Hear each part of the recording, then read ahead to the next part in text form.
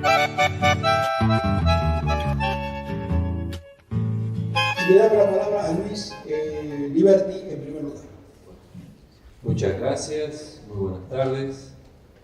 Agradecido por haber sido invitado a poder compartir alguna reflexión al respecto del tema que se me ha solicitado. Mi área habitual de reflexión es la teología pastoral y pienso y he elaborado esta reflexión junto con algunas de las ideas de la teología pastoral. Del abstract que ustedes tuvieron se me ha ido mutando y me di cuenta y he ido reconociendo un trabajo que en estos últimos días he tratado de sintetizar. Empecé pensando con 3 temas y me fui a la revista bíblica. Y al buscar esos 3 temas me fui dando cuenta de que era mucho más. De ahí de que terminé leyendo 42 años de la revista, no completa, no se asusten, no soy tan loco, pero ciertamente dándole énfasis a algunos aspectos de lo que descubrí, en lo que originalmente yo había pensado, eso del movimiento bíblico argentino, movimiento bíblico nacional. Entonces, si bien va a ser imposible en media hora abordar todo, y algunas cosas ya tanto el padre Pablo como Monseñor Rivas explicitaron, la idea va a ser compartir con ustedes algunos aspectos que noté desde lo teológico pastoral en esos 42 años de la revista, desde que comenzó hasta que en el año 81, con la publicación, la edición, el tener a mano el libro del pueblo de Dios, ya citado, de la traducción de Leborati y la colaboración de Truso y otros, ahí es donde cerramos. Me centré fundamentalmente en ir viendo algunos artículos y sobre todo en esos años la revista publicaba mucha crónica, referencias, informes, memos de las actividades que el movimiento bíblico argentino iba gestando. Con la idea también de Lonergan me propongo mirar esa historia como aquello que se estaba por gestar, y no solamente como un mirar cronológico o meramente de dato. ¿Qué es lo que se estaba gestando? Ya muchas cosas se han dicho antes en la exposición de Pablo y después también la de Monseñor Rivas. Entonces la idea fundamental fue ir viendo y analizar este aspecto. ¿Qué es lo que se estaba gestando cuando en la revista iba incorporando estos informes, memos, crónicas, artículos, etc.? En razón del tiempo voy a ser muy sintético. Después, cuando tengamos acceso al material escrito, quizás pueda ser más explícitas ciertas cosas. ¿Qué es lo que descubrí y qué es lo que yo anoté como introducción? Que de alguna manera o de otra, la Iglesia siempre ha venerado la Sagrada Escritura como lo ha hecho con el cuerpo de Cristo, esta frase de Dei Verbum. Ciertamente que de una o de otra manera la revista bíblica lo ha percibido. Y fundamentalmente en esto que es lo que llamó y que nunca definió, habitualmente no lo definió nunca en estos 42 años, que yo por lo menos pude ver, lo del movimiento bíblico. Inclusive parto de una editorial que se pregunta eso, ya transcurrido unos años de la fundación, en el año 55. Varios números de ese año lo dedica prácticamente a esta pregunta. ¿Existe el movimiento bíblico argentino? Y yo noté ahí un disparador, como un núcleo, un comienzo, de un mirarse hacia atrás y de un proyectarse hacia lo que después el padre Rivas fue indicando de los cambios en la revista. Ese disparador yo también lo podía ir comparando y ir haciendo como algunos análisis y los agrupé en algunos temas. Por ejemplo, emprendimientos en diócesis. Ahí tiene una preponderancia muy grande todo lo que fue el trabajo en el NOA, el noroeste argentino, y particularmente la diócesis de Catamarca. Posteriormente, las iniciativas bíblicas que se tomaron con los maestros y profesores católicos, pero con las consecuentes influencias en las escuelas. Aquí, por ejemplo, es muy importante y significativa el trabajo de los laicos y sobre todo de las conferencias vicentinas, donde los mismos laicos se preocupaban de formar a los maestros, profesores, si bien en un tono divulgativo, si bien en un tono quizás de que tengamos en mano el texto sagrado, pero donde uno empieza a ver esbozos de aspectos de quiénes son los pioneros. También es muy interesante relevar a lo largo de esos 42 años todos los institutos de estudios bíblicos que se fueron formando en la Argentina. La cantidad progresiva y a la vez también ir notando que en la temática y en el cuerpo de profesores, en el cuerpo de interés de temáticas, las novedades que se fueron incorporando, desde aquello que es lo principal o lo elemental de un comienzo, que es la Biblia, a pensar ya a fines del 70 o comienzos del 80, aspectos que tenían que ver mucho más con lo que ya se dijo, con la hermenéutica, la lingüística, la literatura. El tema también muy significativo y que ya se nombró, la Sociedad Argentina de Profesores de Sagrada Escritura, que comenzó primero como profesores de exégesis. Estos fueron de alguna manera los que comenzaron a dar un nuevo aliento y un nuevo estilo, no solamente a la enseñanza, sino fundamentalmente al trabajo formativo, que no se restringió ni se cerró únicamente hacia lo seminarístico o casas formativas, que se le dio toda una nueva impronta. Ya en estos años del 50, los estudios empiezan a abrirse con nuevas perspectivas para los laicos.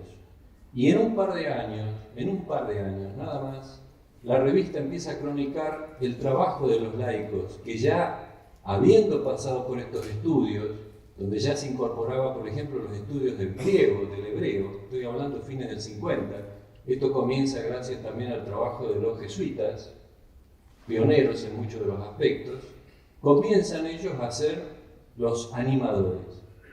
Ya después, cuando uno va a la década del 70, es mucho más normal encontrarnos con profesores, animadores laicos, que junto con toda esta línea fundadora, por ejemplo, uno muy importante ya nombrado en esta casa, el padre, después cardenal Jorge Mejía, y otros, en el relevamiento que pude hacer, verdaderamente es interesantísimo ver la cantidad de presbíteros, religiosas, religiosos, y después vuelvo a reiterarlo, aun cuando podamos tener algunas diferencias en lo que dijo recién, también diferencia no, complementariedad con lo que decía el padre Rivas, lenta y progresivamente pasa mucho a manos del trabajo de los laicos.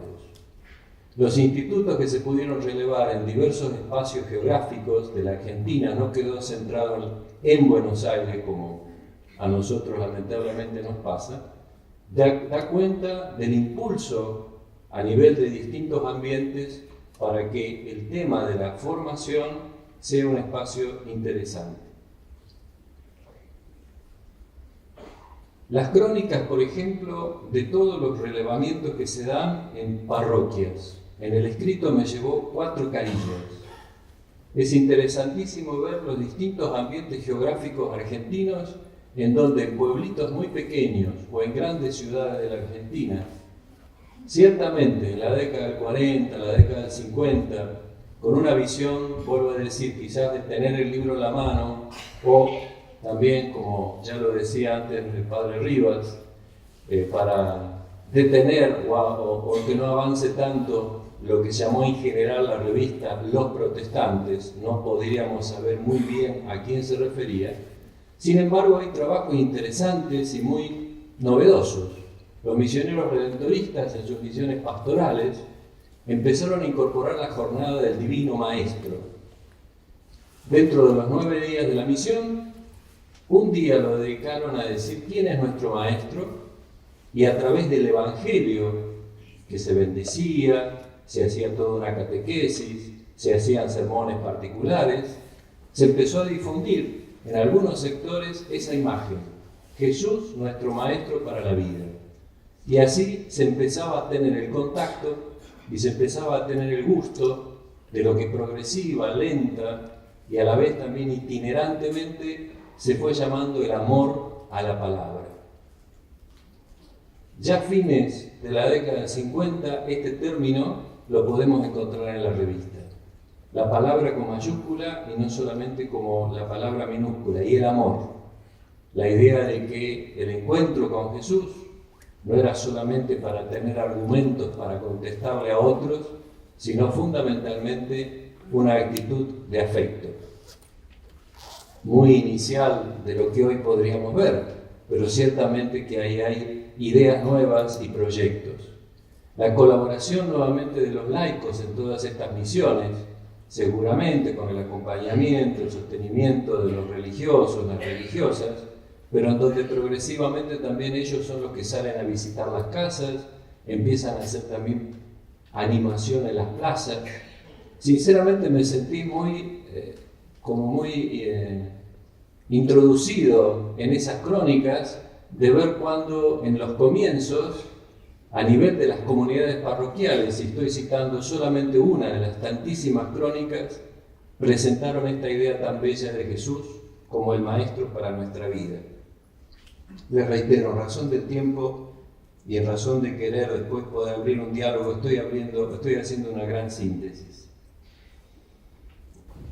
Todo el tema también que ya fue dicho de alguna manera y se dijo, las ediciones de los Evangelios, el Nuevo Testamento y la Biblia.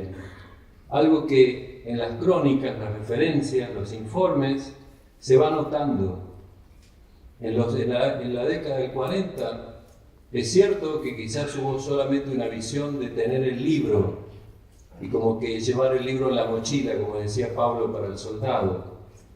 Pero ciertamente que fue todo un empeño el introducir los santos evangelios. Todo el tema de la idea de que a partir de ahí Jesús nos estaba hablando, hasta que uno puede llegar después a, como ya lo han referenciado, a las Biblias completas.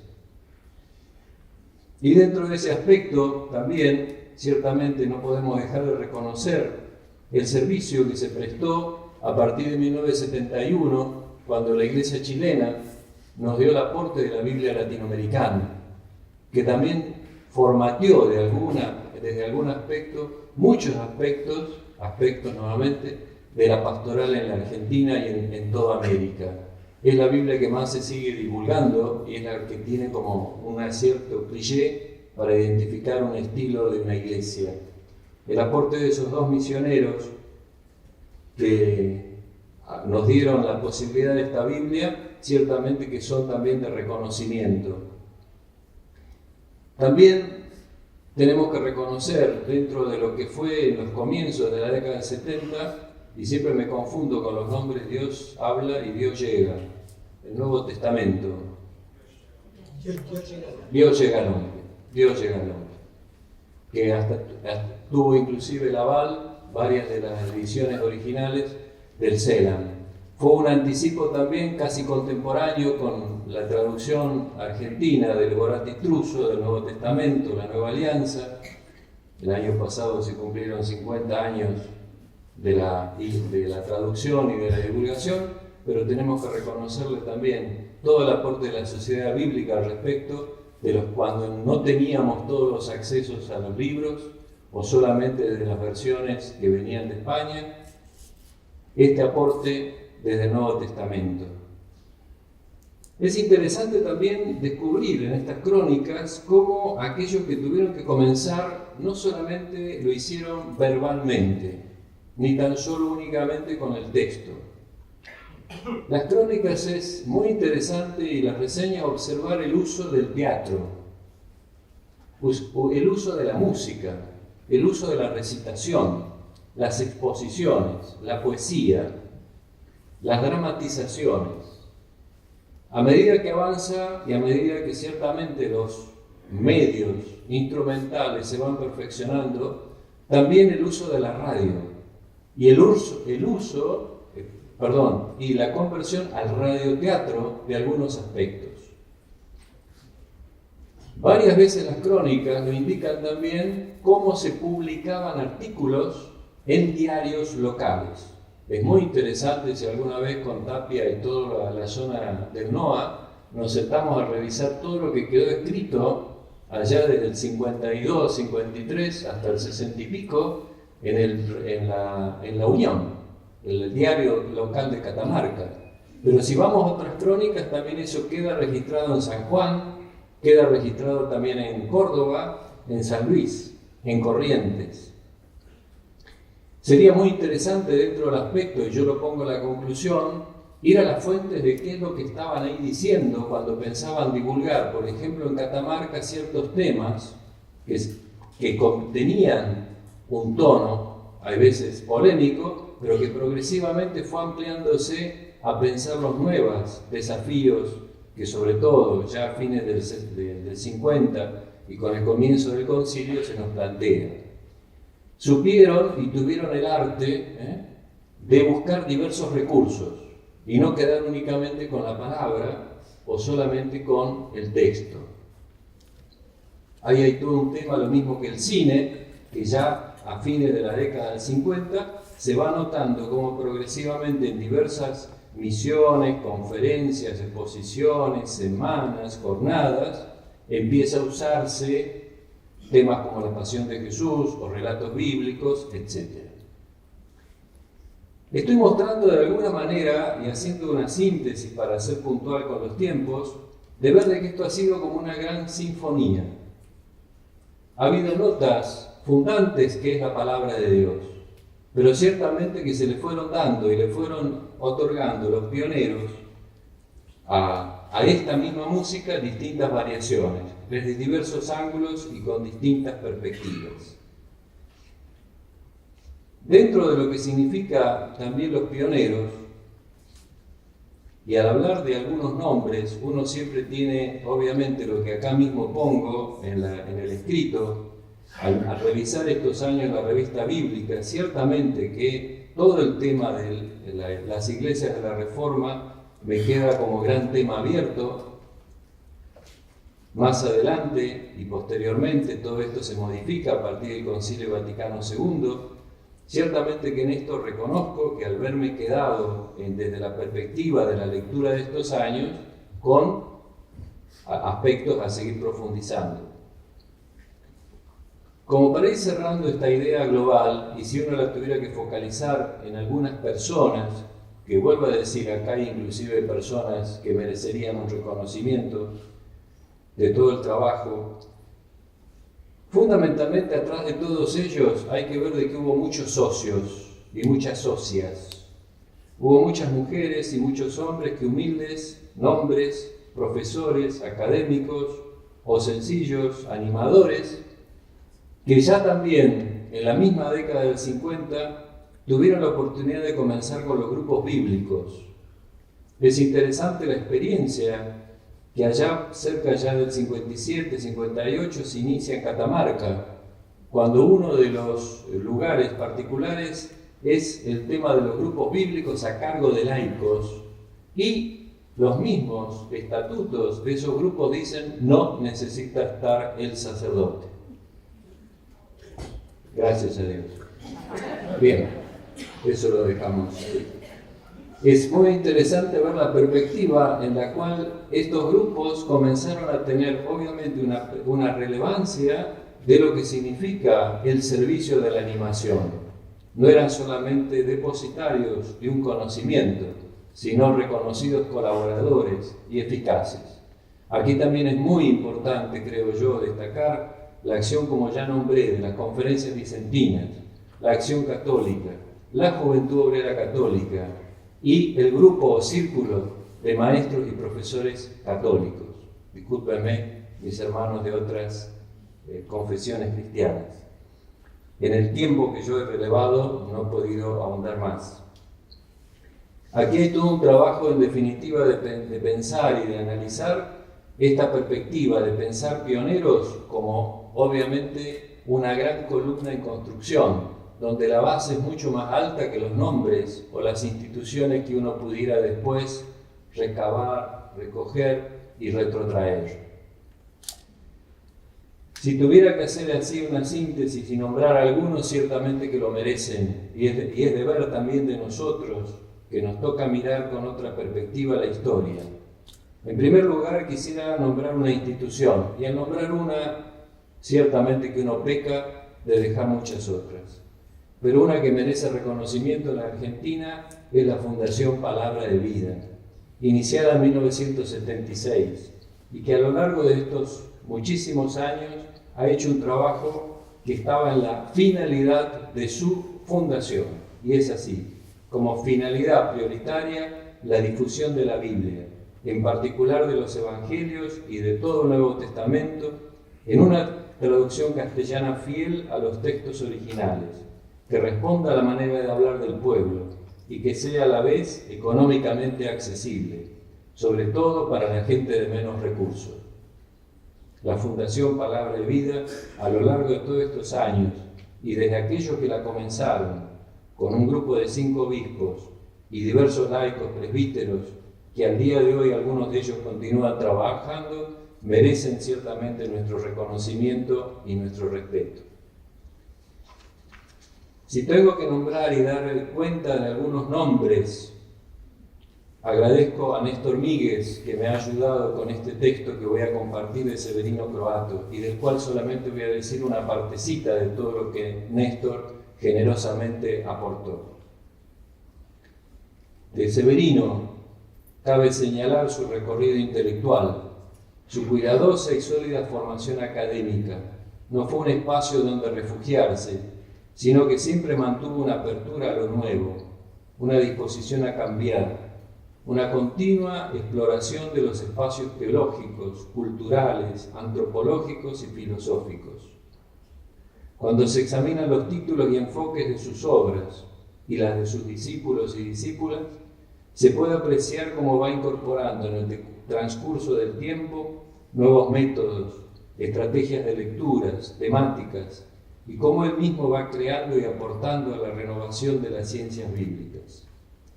Desde una posición más apegada a la escuela histórica crítica al comienzo de su carrera, que refleja una teología de corte europeo, pasa a una lectura que busca sus raíces en la lectura y situación de los pueblos de nuestra Indo-Afro-Latina.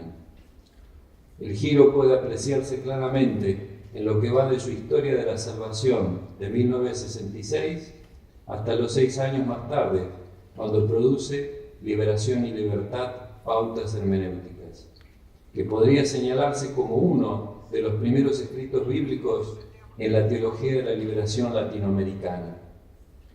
Fue consecuente con este cambio, como puede verse especialmente en artículos publicados en Ribla. Sus profundos estudios sobre los primeros 12 capítulos del Génesis muestran un gran dominio de los mitos bíblicos y extrabíblicos y una excepcional agudeza antropológica, que también se ve en algunos artículos de orden más general. Es posible ver este desarrollo, por ejemplo, en el enfoque diferenciado que muestra el ya mencionado Historia de Salvación, con la revisión de este texto 30 años después, cuando en 1995 publica Historia de Salvación. La eliminación del artículo determinado en el título no es un mero detalle, revela un enfoque distinto que incorpora nuevos saberes, ilumina en su lectura de los textos sagrados, no solo el cristianismo, y su apertura al pluralismo y diversidad religiosa. También, nuevamente, quisiera mencionar a Jorge Carlos Mejía, el primer presbítero que, como dijo antes Monseñor Rivas, tuvo que comenzar a enseñar en el Seminario de Buenos Aires, y fue el primero en el clero diocesano que formó en esta casa, y le correspondió enseñar y desempeñar ese cargo en esa época difícil, cuando la enseñanza de la teología mostraba una evidente carencia de fundamentos bíblicos y la Sagrada Escritura se venía enseñando en los seminarios y también en el de Buenos Aires desde una perspectiva marcadamente apologética contra los racionalismos y los protestantes y con una visión del texto bíblico despegado de la historia.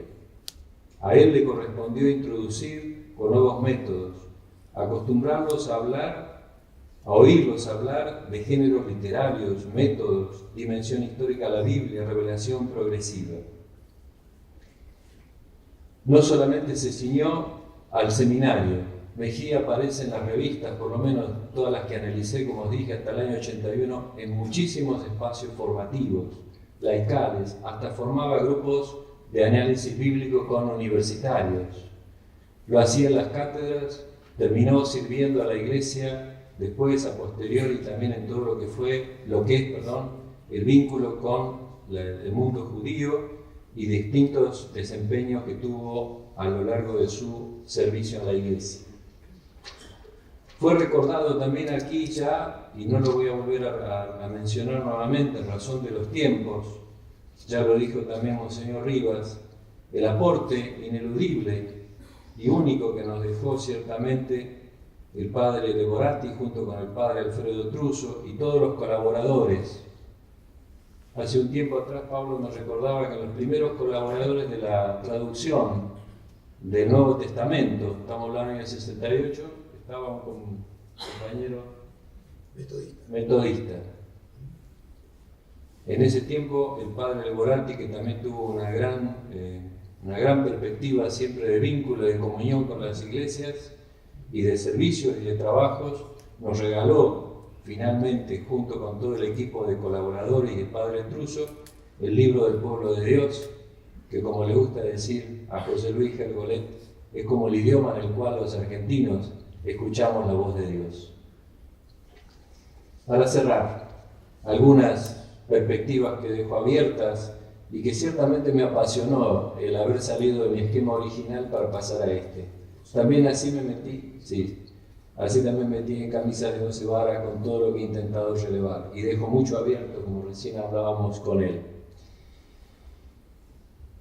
El movimiento bíblico argentino, de alguna manera podemos decir, desde el nacimiento hasta pasados los 40 años iniciales, intenta hacer una respuesta, intenta hacer una apertura progresiva, lenta, pero no por eso menos persistente, para que la palabra de Dios sea el centro de nuestra vida, de nuestra reflexión.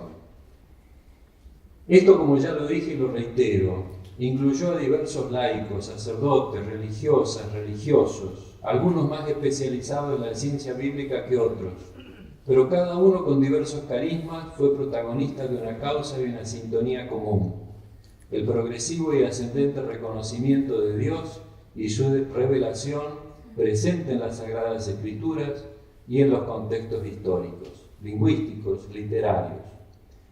De este modo, de un modo y de otro, los protagonistas del movimiento bíblico argentino se causaron dentro de las metas iniciales de la revista.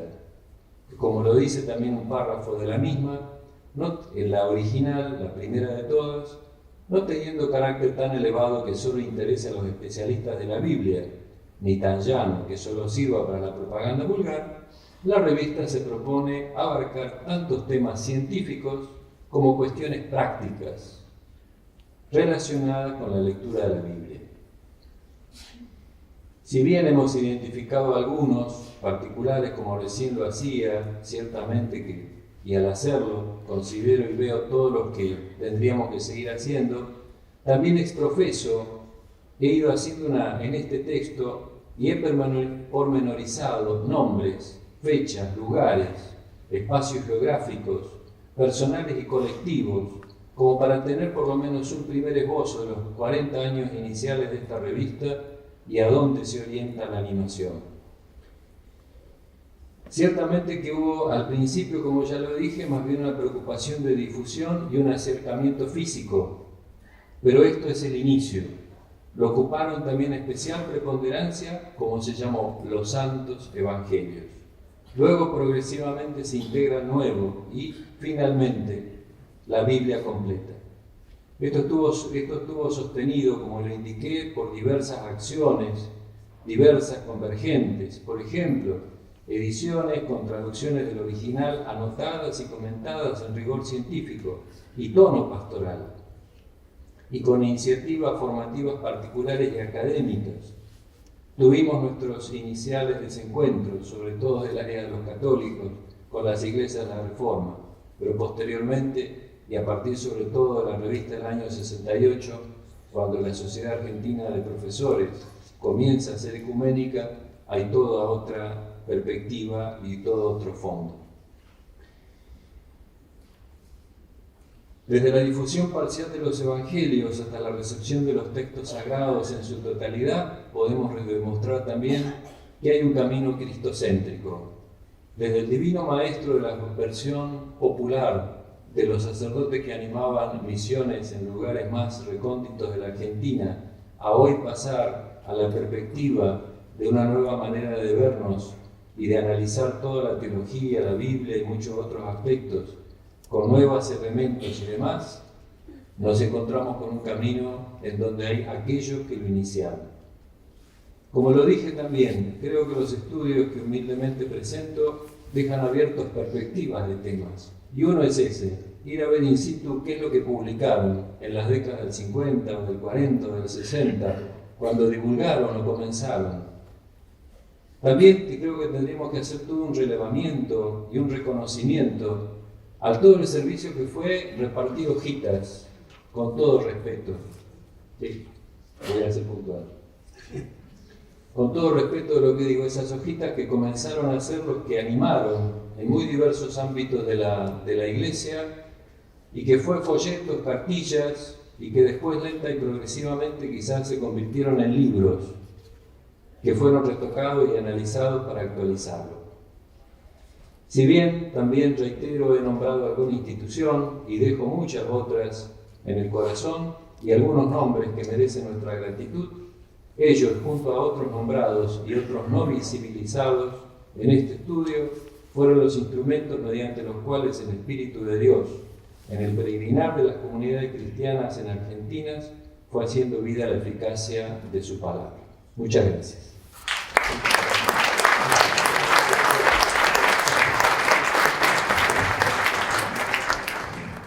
Gracias, Luis. Ustedes ya conocen la dinámica.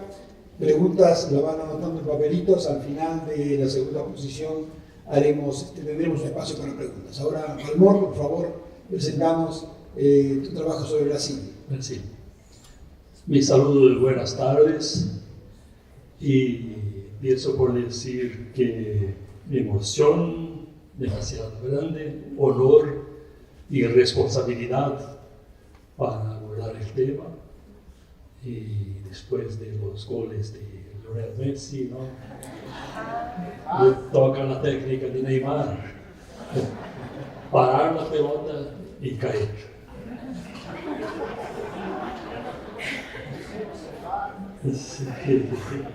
Agradezco mucho a la comisión, al padre Telmo, que me invitó y indicó mi nombre, y a algunas personas que voy a mencionar que leyeron el texto y que presentaron contribuciones. Gracias a Paraguay, donde aprendí un poco de español hace 40 años, la década de 80, que daba cursos por ahí. Pero al final van a pagar una tasa extra por la clase de portugués que van a tener ahora. Entonces, puede seguir. El texto está en portugués, por supuesto, porque se refiere a nombres y a datos de Brasil. Puede seguir, sí. Preferí nombrar pioneros de la lectura de la Biblia en Brasil en vez de la exégesis, porque van a concluir, me parece que exégetas son de nuestra generación, en términos bíblicos, de los últimos 40, 50 años. Y lo demás voy a mostrar cómo son los caminos. Puede seguir. Y voy a dividir didácticamente, porque somos acostumbrados en los grandes periodos de la historia, motivo exclusivamente didáctico. Colonia, luego imperio y república. Y el último periodo, la república, la dictadura, después del 64.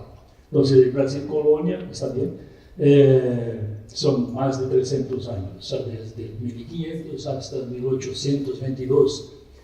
Bueno, el inicio de la catequesis o de la presencia, digamos, religiosa en Brasil se da con los franciscanos, sobre todo, también con algunos seglares que vienen con el primer barco del descubrimiento, y la escena más conocida de todos los niños, de todos nosotros, es la primera misa en Brasil, donde el franciscano, Fray Enrique de Coimbra, celebra la misa, ayudado por otro franciscano.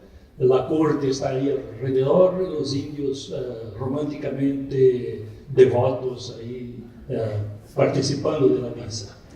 Y el símbolo máximo es la cruz. Entonces la cruz y la misa, la Eucaristía, la cruz, no consta que haya venido, es decir, no encontré la Biblia con estos misioneros, como fue. Dice que Cristóbal Colón traía la Biblia en las tempestades, la alzaba y ahí controlaba la tripulación, ¿no?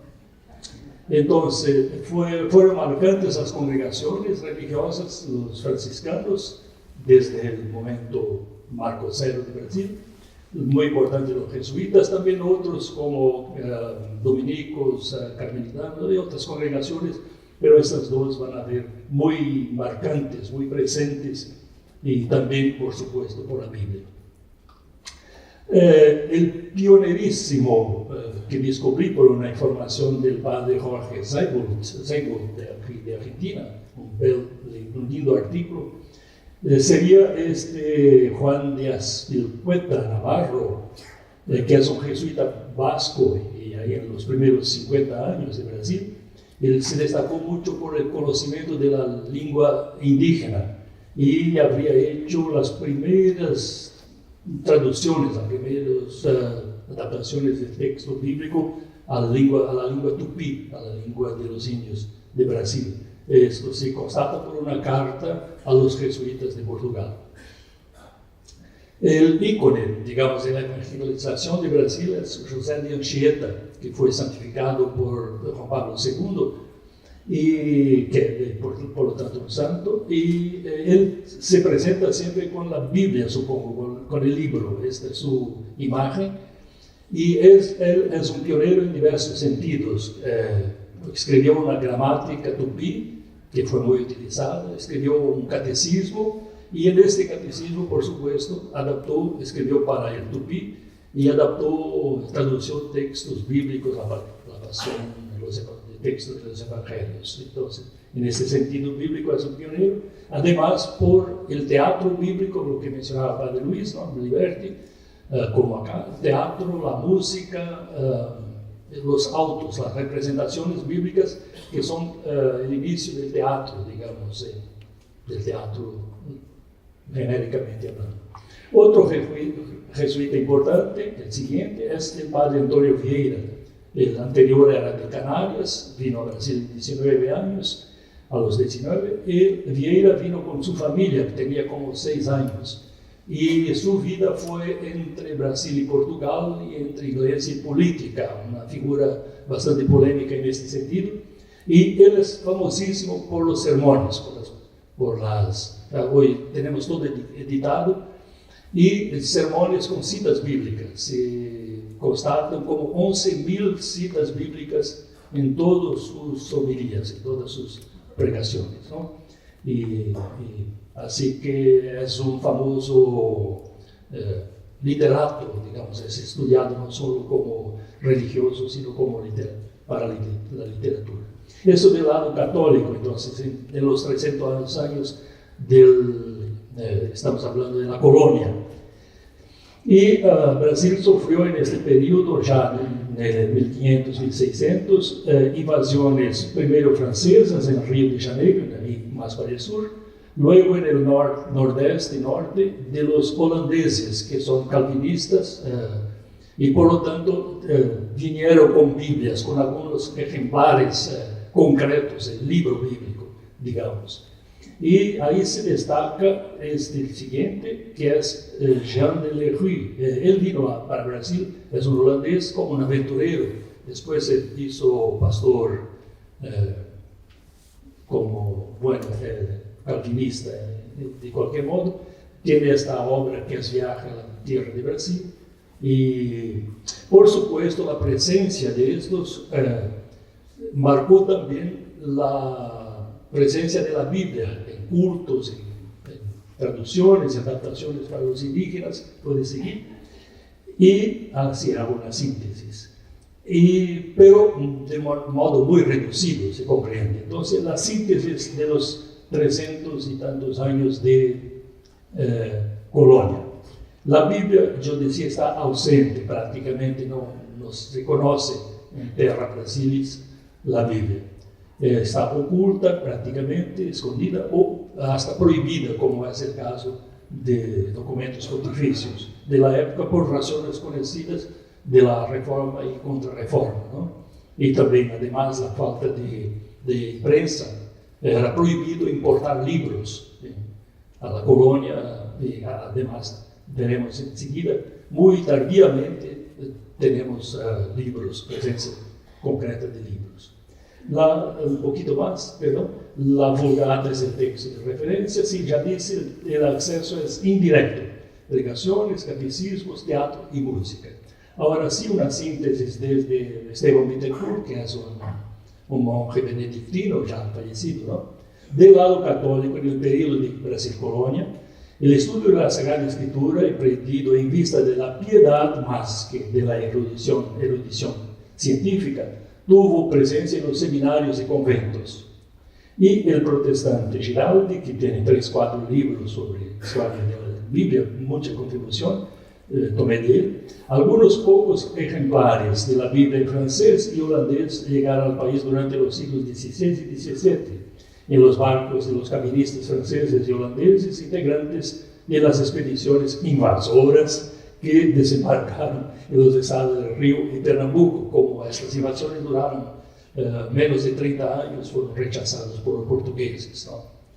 Bueno, entramos en el siguiente periodo, Brasil, Empire of Brazil, Brasil Imperio, unos casi 100 años, ¿no? La Biblia empieza tímidamente a llegar. Entonces, seguimos.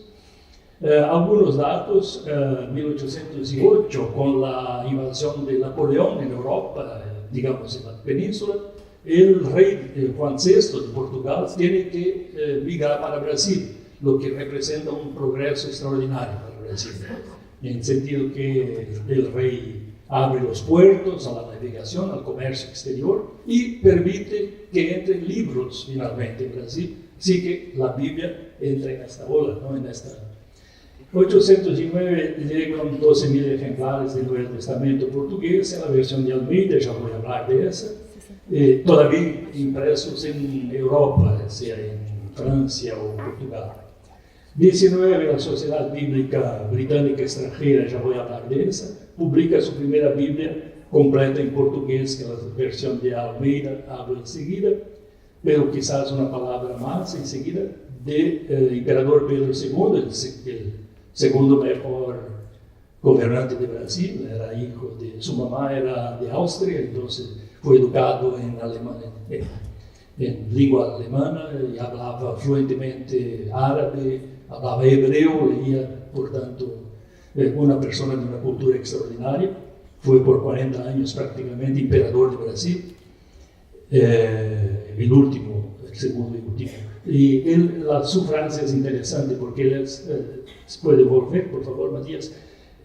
Yo amo la Biblia, yo la leo todos los días y cuanto más la leo, tanto más la amo. Entonces él apoyó el comercio de la Biblia, apoyó los colportores, estos vendedores ambulantes de Biblia, y defendió, digamos, la difusión de la Biblia. Esto fue. Y coincide en esta época, 1818, 20, hace 30 y siguientes, la inmigración, digamos, protestante histórica, que se identifica con nacionalidades, con culturas. Así, esta es una síntesis muy rara, la historia es más compleja, pero para entender. Anglicanos, ingleses en mayoría, ¿no? Luteranos alemanes, acá en el sur de Brasil, sobre todo, acá vecinos nuestros, presbiterianos escoceses, hay muchos misioneros escoceses, batistas galeses, todos ingleses, valdenses italianos menos, pero sí, y además presbiterianos, metodistas, batistas, norteamericanos ya en una segunda venida, ¿no? Esto en el imperio se vio en la república y tiene una contribución importantísima en sentido de nuestra historia, de la difusión de la Biblia en Brasil. Ahora, las 3 Biblias que fueron traducidas en el periodo anterior, pero las pongo acá durante la República porque es cuando llegan a Brasil estas. Pero como ven, Almeida es la Biblia más conocida, más famosa en Brasil, todavía hoy se imprime, se multiplica mucho. Es llamada la Biblia protestante, la Biblia crente, y es una traducción, es de João Ferreira Anes de Almeida, como ven, 1628 hasta 691. Él es portugués, pero se fue para Indonesia, Batavia Antigua, y ahí se hizo ministro calvinista. Fue educado por un sacerdote católico, pero después ministro calvinista, y ahí en el Oriente tradució la Biblia al portugués, digamos la primera Biblia completa traducida en portugués, y muy fiel a los originales. Muchas veces yo pude personalmente, recientemente, confrontar traducciones. Generalmente, cuando hay duda textual, la traducción de Almeida tiene razón, ¿no? Entonces tradució toda la Biblia y llegó en Brasil ya 2 siglos después, por motivos que ya mencioné. Y sigue todavía con muchas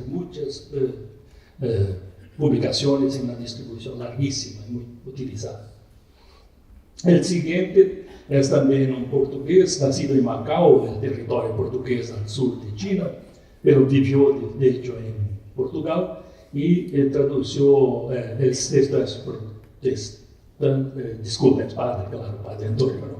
Católico, pero su Biblia, este es más bien un fiel a la Vulgata, una buena traducción, bien aceptada, bien difundida, hasta hoy también se publica, y él además un músico, un latinista, una persona de una gran cultura, muy envolvido con la política, defendía una iglesia portuguesa contra la curia romana, tuvo muchos problemas por eso, pero su obra es importante y todavía sigue válida en Brasil. Y la tercera traducción de esta época, digamos, difusión en esta portugués, es de Dom Frei Joaquim de Nossa Senhora de Nazaré, que es de Nazaré, de Portugal, y vino también niño para Brasil, después se hizo franciscano, fraile franciscano, y obispo en Coimbra y en São Luís do Maranhão, que es el nordeste de Brasil, Maranhão, donde la presencia francesa está importante, pero también de Portugal. Y yo lo menciono, hay otras traducciones, por supuesto, son las 3 que quería resaltar como pioneras. Esta de Fray Joaquín, porque es la primera traducción de la Biblia completa traducida en Brasil, en territorio brasileño, porque las otras fueron en Portugal o en el Oriente, así está. Y las 3 Biblias, repito, están todavía en circulación, y otras más que en el texto mencioné. Ahora, un capítulo importantísimo son las sociedades bíblicas para este periodo de la República. En 1804 se crea la primera sociedad bíblica del mundo, que es la SBB, Sociedad Bíblica Británica Extranjera. Luego, en 16, la Sociedad Bíblica Norteamericana. Y tiene pioneros ilustres, voy a hablar de algunos de ellos. Thompson es conocido también acá, por ejemplo. Y ellos tuvieron una presencia muy importante en el sentido de distribuir la Biblia, el texto bíblico material. Seguimos. Y el trabajo importante, ya mencionó también Padre Gilberti, de los colportores bíblicos. Esta es la palabra francesa, colporteur, y también en español está colportor, que es un mascate en portugués, un vendedor ambulante. Y son estas personas, inicialmente eran misioneros, eran ingleses, eran norteamericanos, escoceses, que iban a lugares los más distantes, distribuir la Biblia, vender la Biblia y naturalmente divulgarla. Después esto pasó como una institución, y muchos brasileños, gente humilde, muchos laicos que hicieron que la Biblia fuera presente concretamente en las manos, en las escuelas, en las casas y así adelante. ¿Sí? Entonces, la imagen de esta debe ser la soñadora de la sociedad bíblica, y además la figura tradicional típica del compositor, normalmente con mucha pelea con católicos, se comprende, pero con trabajo persistente, ¿no? Y de hormiga, muy importante, ¿sí? Puedes seguir.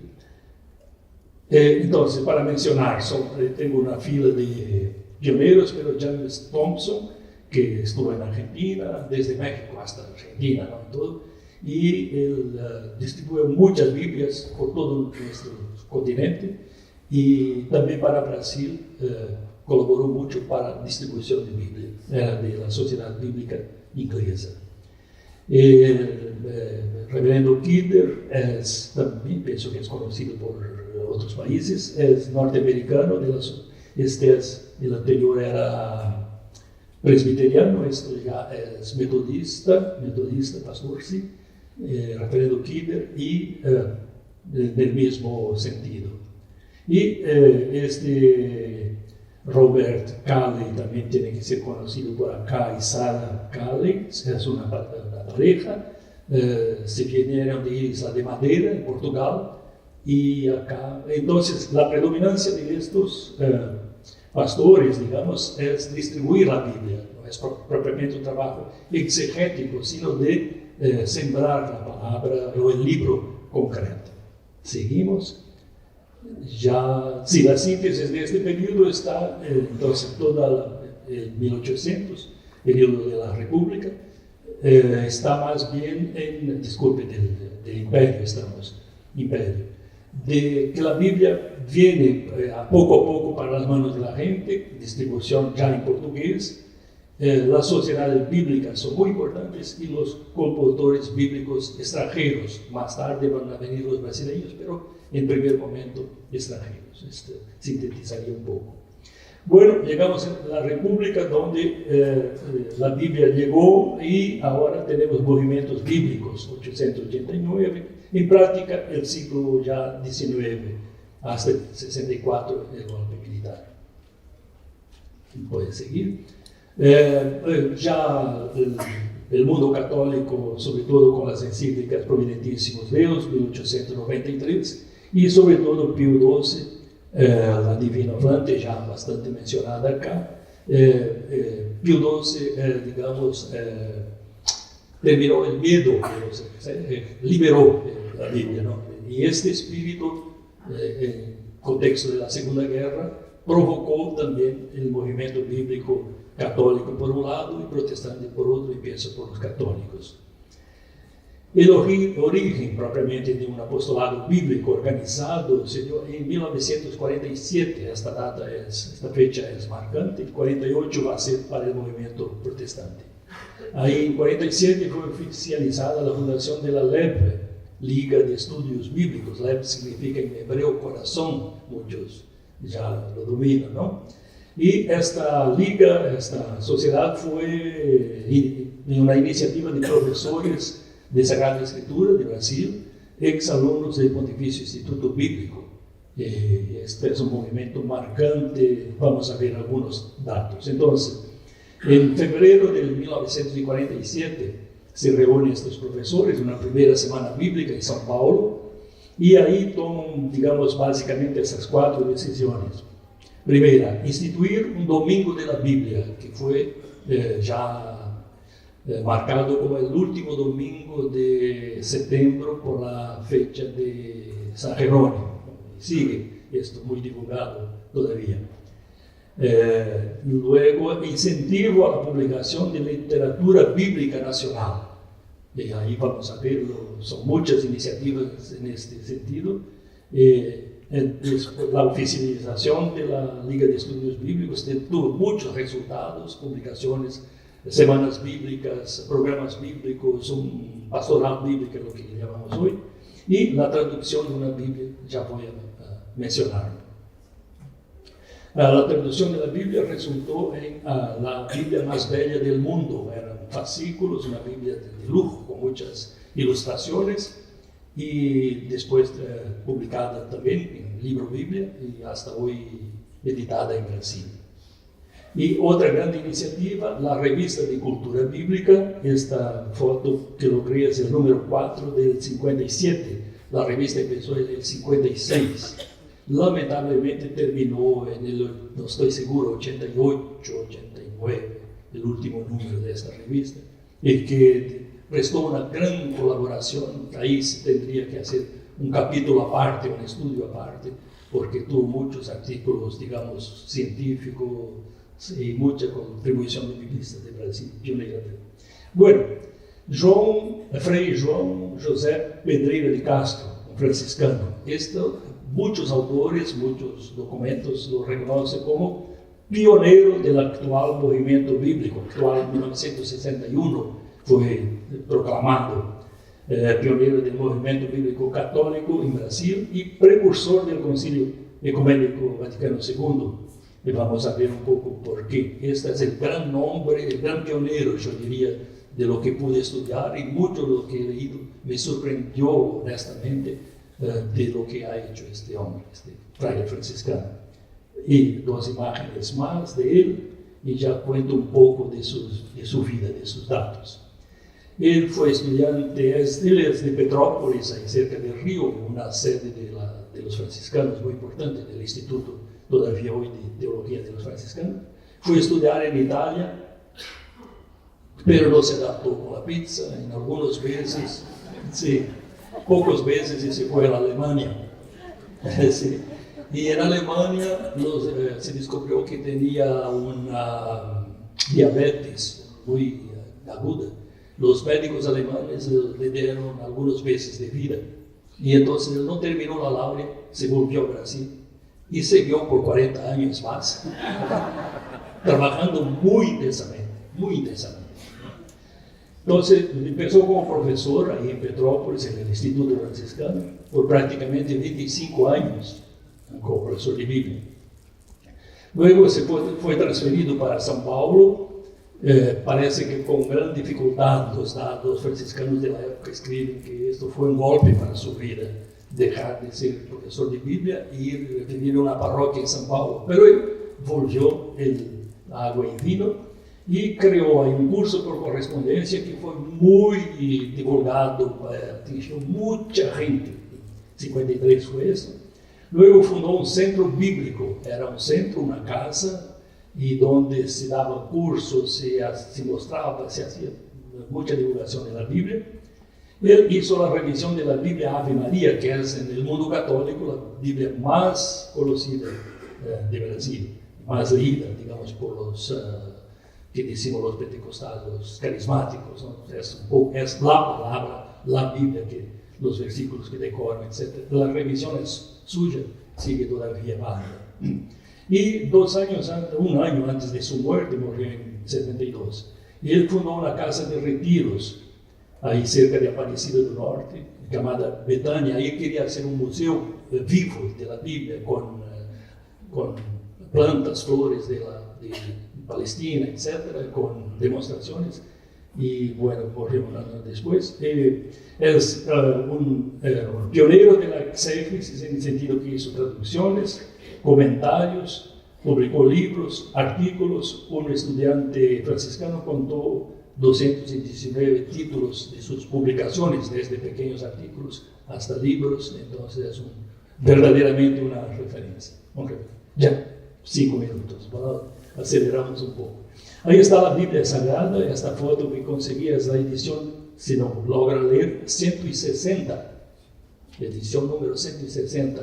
Yo no logré telefonar a la librería para saber cuál es la edición actual. Pienso que está cerca. Actualmente publican ediciones muy largas, muchos números, pero debe estar.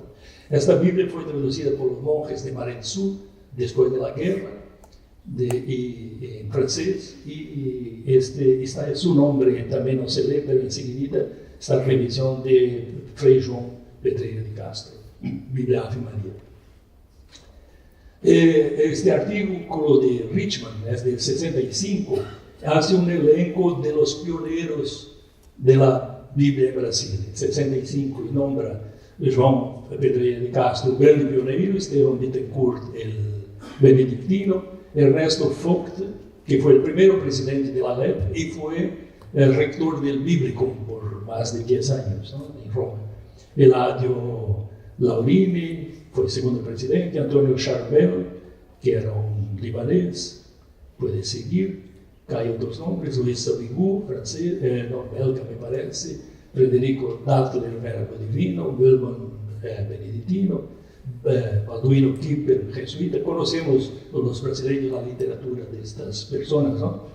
Marcelo Gomes, franciscano, Otto Schipschak, aquí de Ticino de Rio Grande do Sul, Joaquim Salvador, salesiano, Lincoln Ramos, Gilberto Borgulho, que faleceu há pouco, seu nome religioso era Luiz Bertrando, José Gonçalves Raposo, Mateus Pöpkers, tradução do Novo Testamento, e Pedro Terra.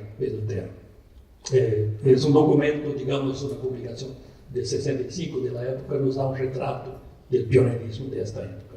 Sim? Pode seguir. Agora, outra sociedade muito importante, Sociedade Bíblica do Brasil, foi herdeira da Sociedade Bíblica Britânica e da Sociedade Bíblica Americana. As duas se uniram em Brasil por as dificuldades de guerra, a falta de papel e tudo, e fundaram uma única sociedade em 48. Então, para a história é importante coincidir um ano a católica e no outro ano já a protestante, digamos. E vamos ver que é interessantíssima. A LEB, a católica, se terminou, não sigue. Aí na década de 80, 90 já, lastimavelmente. Pero a Sociedade Bíblica de Brasil continua muito vigorosa, muito fértil. Todavía hoje multiplicam as traduções da Bíblia. Sim, pode seguir. E pode seguir, Matias. Sim. Na primeira diretoria participam nomes, César Corso Filho, Matias Gomes, mas queria chamar a atenção porque um é o presidente metodista, o vice-presbiteriano, o secretário batista, o tesoureiro congregacional e os 18 vocales são de distintas igrejas, verdadeiramente ecumênico no mundo evangélico, esta primeira diretoria, digamos, e sigue todavia. Sim? Fundaram também uma revista, a Bíblia no Brasil, que é um pouco mais pastoral, digamos, mas coincide com mais ou menos a fecha da católica e sigue todavia. Pode seguir. Também criaram o Dia da Bíblia, que hasta hoje é comemorado no segundo domingo de dezembro, e hasta ganhou um selo Dia da Bíblia do Correios de Brasil. Pode seguir. Então, a Bíblia Sagrada de Almeida, já traduzida em Oriente, divulgada desde Portugal, 43 planearam uma versão adaptada em Brasil, digamos. Em 56 imprimem a Bíblia, em 59 lançam a primeira Bíblia, digamos, traduzida e publicada, impressa. Brasil, essa de Almeida, que siguen multiplicando todavía. Los destaques en la comisión de esta revisión de la Biblia, Antonio Campos González es un literato dominante de la Biblia de la lengua portuguesa, y Shelp es un luterano que es más conocido, norteamericano conocedor de hebreo y griego. Síntesis de este periodo. Entonces, el mundo católico, Liga de Estudos Bíblicos, el mundo protestante, Sociedade Bíblica Brasileira. Gran pioneiro, João Pereira de Castro, católico, Antônio Campos, protestante. Traduções e publicações de Bíblias em Brasil, sobretudo Almeida, protestante, Ave Maria, católica. Dia da Bíblia católico, 30 de setembro, 12 de dezembro, segundo domingo de dezembro, na verdade, protestante. Revista de Cultura Bíblica Católica, Bíblia no Brasil, protestante. E chegamos ao último período, agora com a língua já. Esto está em nosso período. Aqui devia quizás começar, mas tuve muito medo por as lacunas, por os olvidos. No artículo desarrollei algo, mas agora sim começamos desde o 64 a presença da Bíblia e o que se poderia chamar uma exégesis bíblica em Brasil. Alguns dados rápidos, se pode passar rapidamente. Sim, do Vaticano II, de Inverno, Mundo Católico. Então, se pode destacar editoras, instituições, pessoas. Editoras, Loyola de los Jesuitas, Paulos de los Paulinos, Paulinas de las Hermanas, Vozes de los Franciscanos, já tem 100 anos, Ave María de los Claretianos. Estas prestan un servicio muy importante porque divulgan la Biblia y la literatura bíblica desde tiempo. ¿Sí? Del lado católico, Sociedad Bíblica del Brasil, ya muy mencionada, sigue en Barueri, en São Paulo, ¿sí? Muy presente. Sinodal, acá en São Leopoldo de los Luteranos. Las instituciones, lo que es hoy facultades, empezó en la década de 40 como escuela de teología de los luteranos, para formar pastores luteranos acá en el sur. Los profesores eran todos alemanes, pero un poco con un acento bíblico, y de a poco fueron formando también profesores brasileños. La revista que hoy es Estudios Teológicos tiene más de 50 años, empezó en alemán, por supuesto, y ahí en el sitio puede encontrar. Después, lo que es hoy la Universidad Metodista de São Paulo, en la década de 40 empezó como escuela de teología, además había la escuela presbiteriana, las demás protestantes históricas, que tienen un destaque para la Biblia, digamos. En el mundo católico, la Facultad Jesuita FAGE, actual en Belo Horizonte, empezó acá en Rio Grande do Sul también en la década de 40, siempre con un acento bíblico bastante fuerte. Hoy ahí está Konings, Vittorio y otros. Otra institución importante, el CEPI, que es del 79, la fundación, más bien para la pastoral, la divulgación de la Biblia. Sigue con el Instituto Nueva Jerusalén, está en el nordeste, fundado por Padre Caetano Minetti de Trieste, un monje belga, pienso que benedictino, que se liberó del convento y fundó este monje.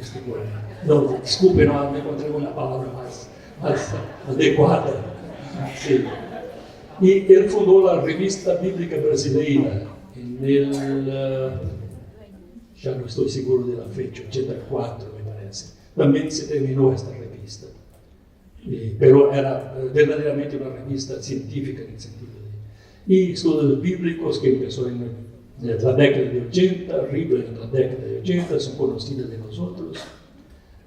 Bibliografía bíblica brasileña también del 80, el comentario bíblico latinoamericano, que sigue con la editora que está, y la red que se sigue teciendo de la Biblia. Y la Asociación de Investigación Bíblica Brasileña, ahora sí es una fundación muy reciente, tiene el próximo congreso en septiembre del año que viene, entonces, agosto, ahí está el presidente que va a hacer la propaganda. ¿Sí? Y los dos nombres, los dos pioneros máximos que quería destacar, y ya no tengo tiempo para hablar de ellos, Carlos Mesters. Pienso que está acá Ralph Kuning, si está, se puede identificar, puede levantarse, porque no lo vi personalmente.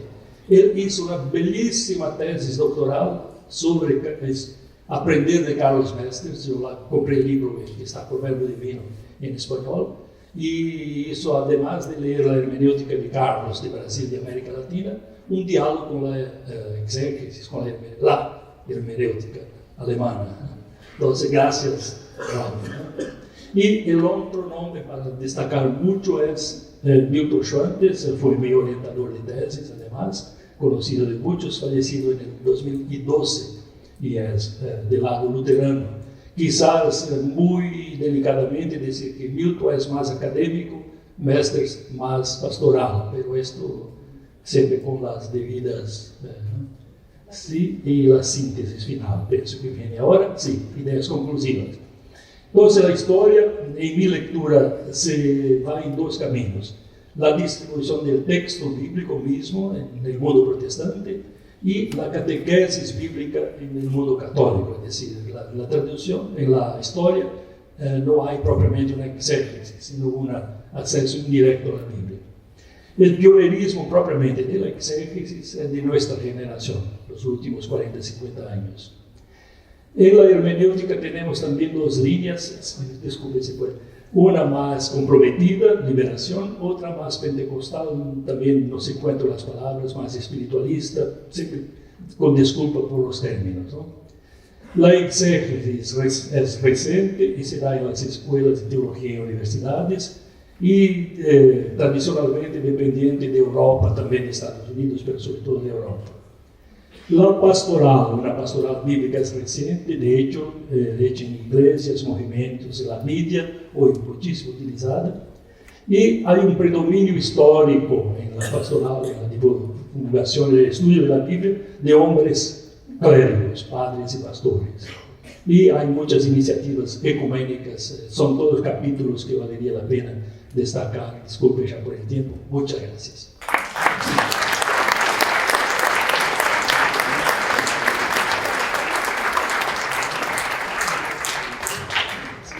Gracias, Luis y Valmor.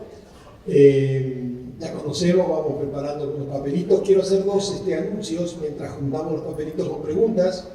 Ya presentamos hoy temprano a algunas personas que nos visitan, especialmente quiero presentar también quien llegó después, el pastor Gustavo Gómez Pascuas, de la Iglesia Evangélica Luterana Unida. Creo que está presente entre nosotros todavía allí. Bueno, bienvenido.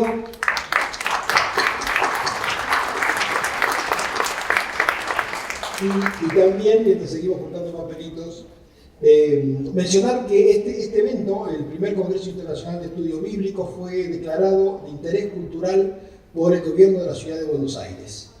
Algo que nos alegra y nos honra.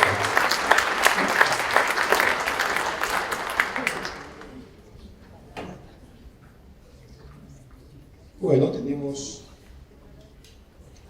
a ver, para Liberty, dice, el tema era exégesis, no pastoral ni divulgación. ¿Qué pasó ahí? ¿Cómo se desarrolló la exégesis? Primera pregunta. Acá está. Claro.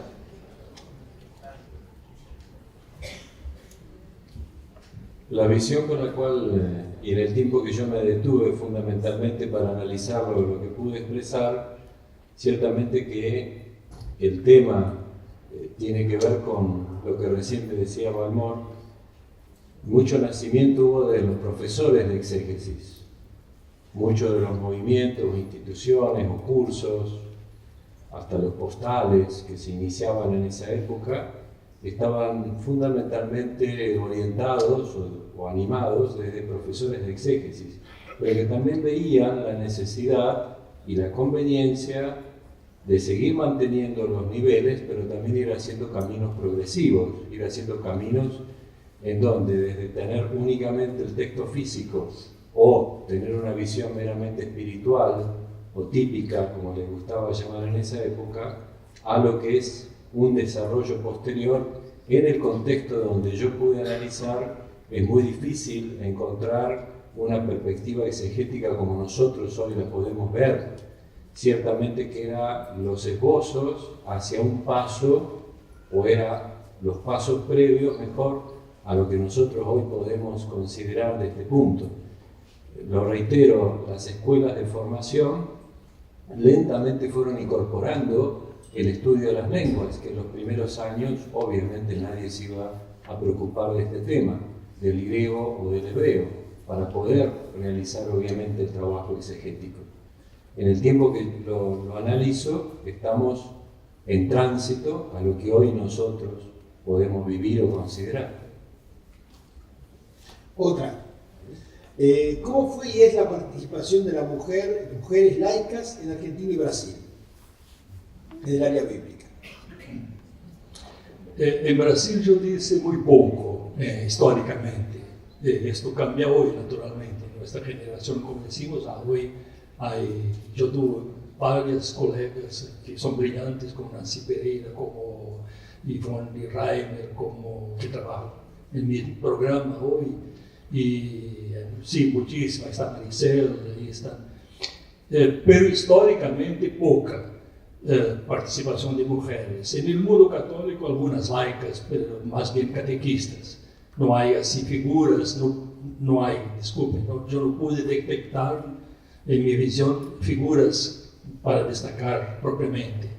Y en el mundo protestante son parejas, es decir, el esquema típico es la esposa del pastor, como la señora Cali, hay otras más, pero no, históricamente no como autónomas, como esto lamentablemente es una realidad que pienso que es importante tener presente también para superar esta lacuna, esta falla que tenemos en la historia, hasta en la Biblia, ¿no? Donde el 10% de los nombres propios son femeninos en la Biblia, toda la Biblia, ¿sabe? Son 1100 y algunos nombres, pero 1000 son de hombres. Esta es la realidad de una sociedad patriarcal, y así fue nuestra colonización de Brasil, patriarcal, luso-portuguesa, ¿no? Alguna pequeña disrupción dentro de coincidir con lo que decía recién Valmor. Por ejemplo, en la primera semana bíblica de Catamarca, estamos hablando del año 54, la señora Lasteña de la Vega habló sobre la Biblia en el hogar cristiano. Y agregaría que en varias otras semanas y en otros ambientes, algunas veces algunos nombres de mujeres aparecen, y destacaría lo que dije en relación en Argentina, lo que fue la labor de las maestras.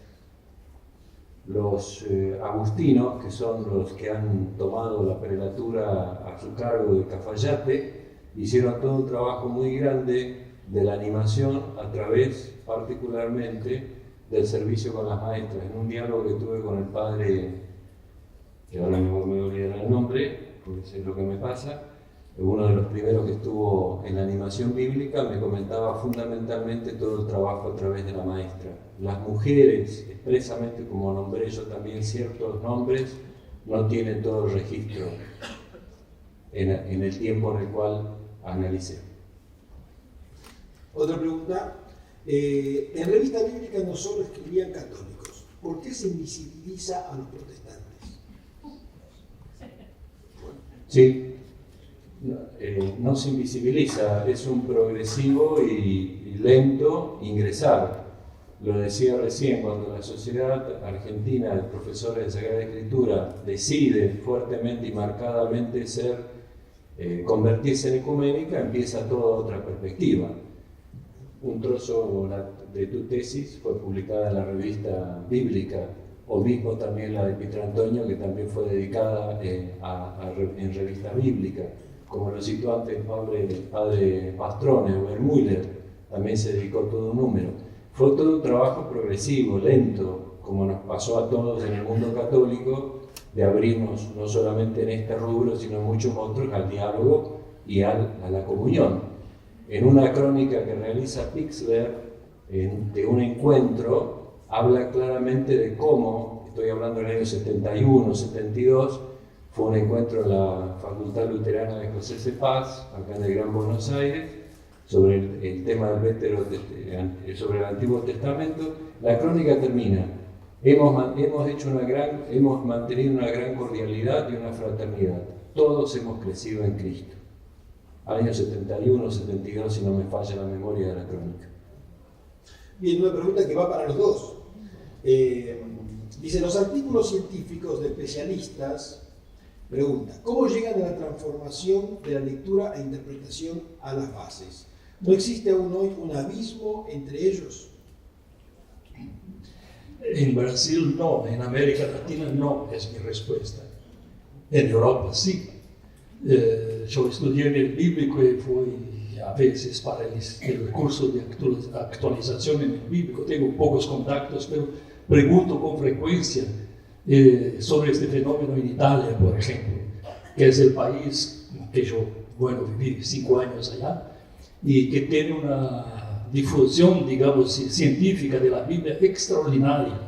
Muchas revistas, muchas editoras, muchas publicaciones, institutos bíblicos, Dios, todo esto no llega a la gente. ¿Cómo? En vez, pienso que acá sí. Cuando yo estudiaba casi el doctorado en la Metodista,